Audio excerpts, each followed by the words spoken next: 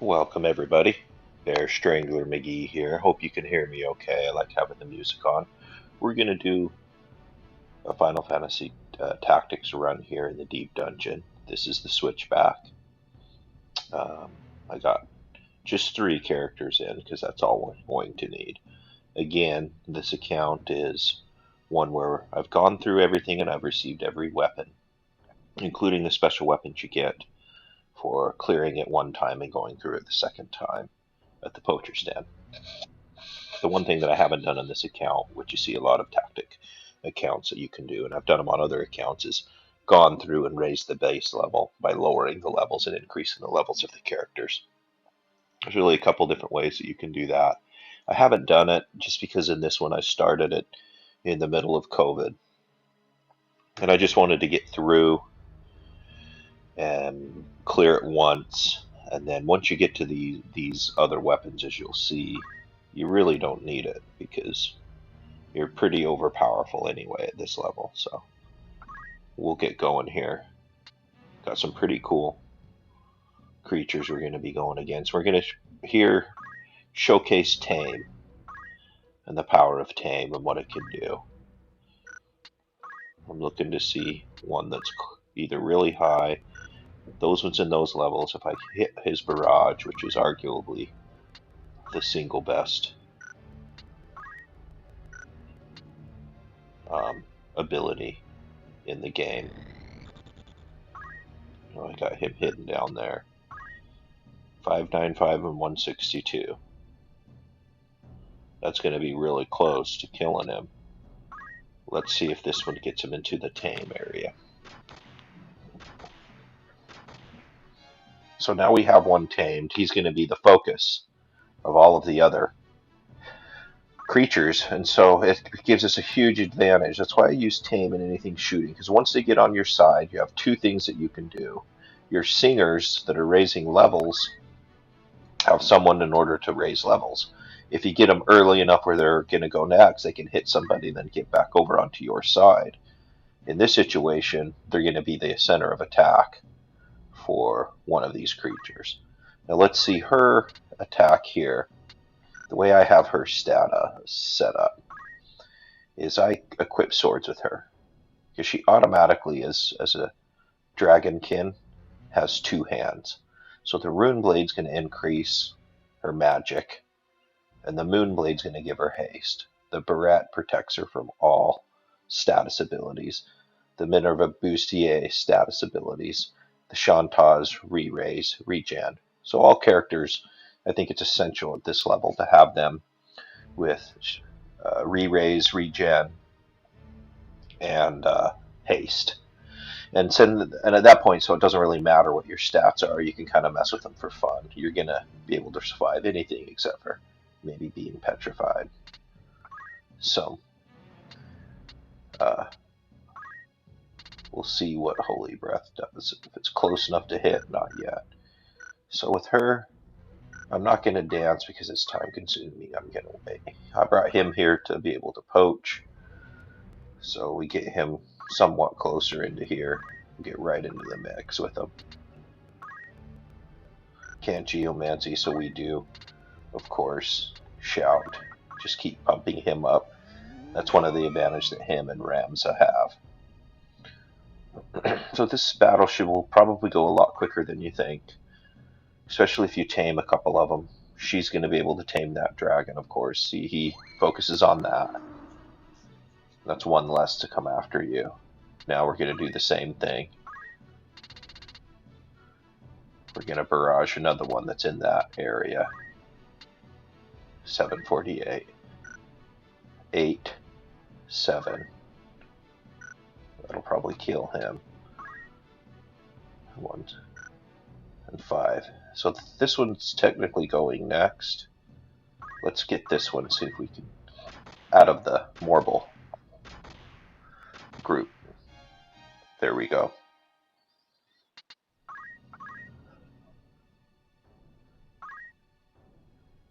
Now we can see how close she actually gets to him. Not quite close enough yet. So I can kind of go in here And even though he's tamed, maybe just show the power she possesses. I'm not really afraid of him.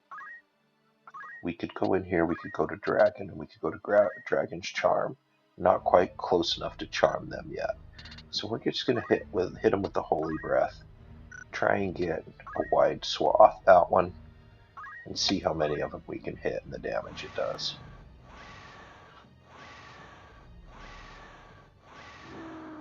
I kind of wanted to poach that one, but... Okay, she's going to... Right there. Normally it would have come after him, it comes after her. This dragon, these are getting closer. They'll be able to be tamed very quickly. He can come right in and he can start. In case you want to see his status. Not a lot pumped up for him. I haven't done the trick to raise their bases, but he has the Chaos Blade, he has attack boost. And so with that in mind, his one hit is going to do 680. Poach it. So not quite 999, but if I pumped him up a couple times, he's going to be 999 in all of his hits anyway.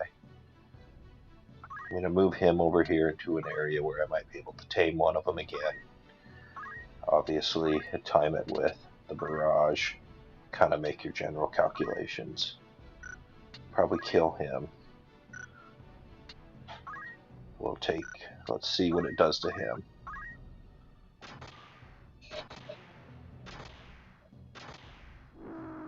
Kills him, so either or. So we're down all those creatures that look like they were going to be really scary. Look where they are now. We're almost done with this battle in just mere minutes. We look at the timing on this one. He's coming up next. So all we have to do here, we use how powerful she is. It's 100% every time. We're charming this one. There we go. Again, my Reis build I have specifically. I've used a lot of different Reis builds, and I have some good ones. I think I'm going to show off my main character, the main character Ramza, with his samurai build to showcase Zodiark. Not sure if that's too deep to get him. So I'm just going to go ahead and do a little bit of geomancy. Let's just see if we can confuse him for fun. No. And the good thing about move, I mean, you can move so far away that these beasts can't come get you. Of course, they're going to attack each other because Tame the one. And kind of in. We're going to go ahead and see if we can barrage this one, see if it gets close to charming. Or taming. Yep. Ooh, 2 master hits on that. Wow. Don't see that often. It took care of him. I mean, that would have killed anything. Now we can end this very simply, one of 2 ways. Either kill this guy off. Right. Or charm him. And there you go, battle over. So very quickly, one of the highest ones in the Dark Dungeon is finished. And I'll show you the builds for the Keys characters I have. No, we don't want to add any of these guys. This is another thing that's so powerful about Tame. At the end, you get to pick them. And if we needed something, in other words, we needed to poach one of these in order to get an item, we very well could have. You see that? It's just so powerful in these big battles. Okay, I'm just going to show you some of the builds I have for my favorite characters. Reis, this is my Reis build. Again, I've tried several different things with her. The reason I like to equip swords is there's different ones you can use. You can use Arcane Up. That's a good one. Attack Up could be good. I use this in order to get the Rune Blade and the Moon Blade and get their effects. There, it's a magic +2. The Moonblade is going to give you haste. The Barrette, which you get from poaching a red chocobo, is going to give you this immunity. The Bustier, it negates and halves magic, so it makes you. And then, of course, the Santage classic there, re-raise, regen. Dance I use a lot. I like to use dancers. I'm a big fan of them. That's what I use in the background, because generally in a lot of these fights, the characters are so good you could just sit in the back. Soulbind is one that I'm trying. Vanish is my favorite. I believe that it creates the best ability to survive in certain situations. Counter I like as well, but I'm just trying Soulbind here for her, so that's a pretty decent build. Her dragon powers are just so overpowering. My cloud build, I'll show you that. Orlando, this is a standard build for him. Okay, I'm running the Excalibur and the Durandal. So the Excalibur for the haste, and then of course you're getting the double holy Grand Helm, which is has the highest hit points addition of any of the armors or helmets besides the Onion Helm, which you can't wear. The Grand Armor regen, re-raise. The Brigand's Glove, and of course is haste +2. So I could switch out the Brigand's Glove and use the Glaives to give him more movement, or maybe something to increase his magic. But Swordplay is so good, and then Geomancy is really good with Orlando because of his high magic. Counter, of course, because he's not going to die anytime soon, and he has the ability to just, take hit points with Swordplay. Dual wield, you're using the 2 swords to get the double effects, and then of course move 3, which is the best in the game in my opinion. Game Hunter, this is pretty much the best you could do unless you're going to use a 2-blade situation with him. I often will switch out the Vanguard helm and put the other helmet on, the one that protects you from a Mind Flayer, the Charm, and the Berserk. Grand Armor, of course, is regen, re-raise, and then haste with the Brigand's Glove. Chaos Blade, you get in the last level of the Deep Dungeon. It's the best sword in the game. Better even than the ones that you get from the Poacher's Den second time through. I use Attack Boost because he's got that shield on. Counter I like, or I'm going to put Vanish on there as the other one. Geomancy surprisingly hits well. I haven't done a lot with the Faith. I just braved everybody up, which really only makes the counters a little higher and does a little bit with their defense. Doesn't do much more. Faith, you can either have it high or low. It depends on how you want to do it. I know there's a lot of players that will lower it down to 3 for the main character and make him really OP, make his base attack 99, which I've done with other characters, but I didn't do, like I said, with this campaign, although I do like doing that. Here's my Sky Pirate build, which I use mostly.